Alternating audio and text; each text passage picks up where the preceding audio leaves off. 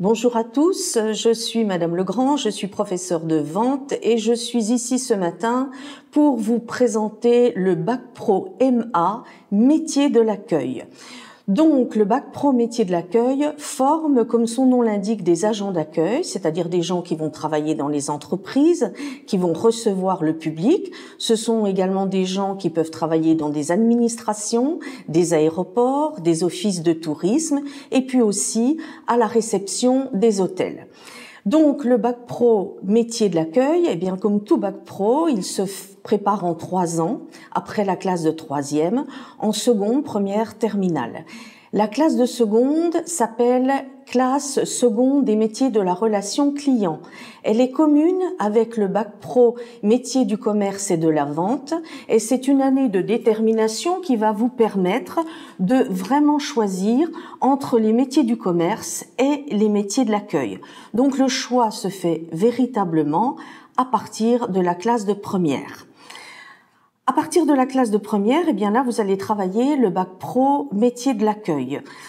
Il se divise en 2 grandes branches. Une branche avec de l'enseignement général. Vous allez retrouver les matières que vous étudiez actuellement en classe de 3e, du français, de l'histoire-géographie, de langues vivantes dans ce Bac Pro, des mathématiques, du sport, EPS, et puis également donc du dessin qu'on appelle donc art plastique et esthétique chez nous.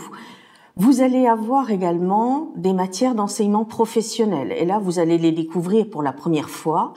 Vous allez avoir de la PSE, prévention, santé, environnement. Ça ressemble beaucoup à la SVT mais appliqué à votre domaine professionnel. Vous allez avoir une découverte de l'économie et du droit, et puis également des matières d'enseignement professionnel, de l'accueil et de la vente. De la vente parce qu'un agent d'accueil doit être capable de faire de la vente de produits associés à ses fonctions d'accueil. Donc il a automatiquement une formation commerciale. Alors un agent d'accueil, c'est une personne qui, comme son nom l'indique, accueille. Donc il va falloir travailler les techniques d'accueil, c'est-à-dire au téléphone et en face à face. Donc, on travaille beaucoup à travers des sketchs, des simulations orales que vous interprétez avec des camarades. On vous place dans une situation professionnelle d'accueil, et donc vous devez simuler un accueil, soit avec votre enseignant, soit avec un ou plusieurs camarades. Donc, vous travaillez sur les techniques d'accueil en face à face, et puis également sur les techniques d'accueil au téléphone, parce que le téléphone, c'est pas si simple, et on doit apprendre à s'en servir, d'autant qu'il y a également l'utilisation des standards à l'accueil.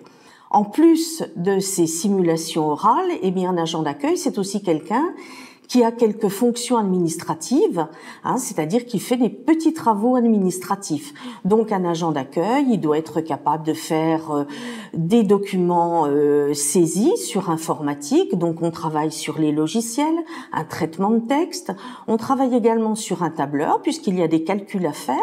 Si on organise une soirée ou une réception, eh bien il faut faire des calculs de coûts, donc il faut utiliser un tableur. On a également des logiciels de présentation assistés par ordinateur pour présenter des prospectus qu'on appelle des flyers, pour présenter également des plannings, des graphiques. On a des logiciels de GRC, donc de gestion de relations, de la relation client.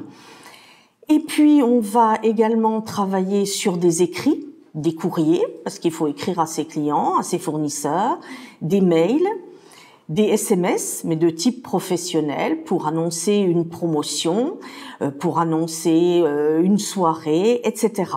Donc, il y aura également des questionnaires de satisfaction, parce qu'un agent d'accueil, il doit s'assurer à tout moment que le client est satisfait ou l'usager est satisfait. Donc, il va y avoir des questionnaires également à rédiger pour pouvoir les distribuer aux clients, discuter avec eux, connaître leurs ressentis sur le terrain. Donc, à l'issue de cette formation, qui va durer 3 ans, vous allez avoir donc un examen avec des épreuves en salle, sur table. Donc, vous aurez des épreuves de français, d'histoire géo, de PSE, d'économie droit, et puis une épreuve d'enseignement professionnel qui durera 3 heures. Vous aurez également des épreuves qu'on appelle en CCF, en contrôle en cours de formation. Et là, ce sont vos enseignants qui les organisent et qui vous interrogent au cours de l'année. Ce sera le cas pour certaines épreuves d'enseignement professionnel, pour les maths, pour le PS, le dessin et puis également les 2 langues vivantes.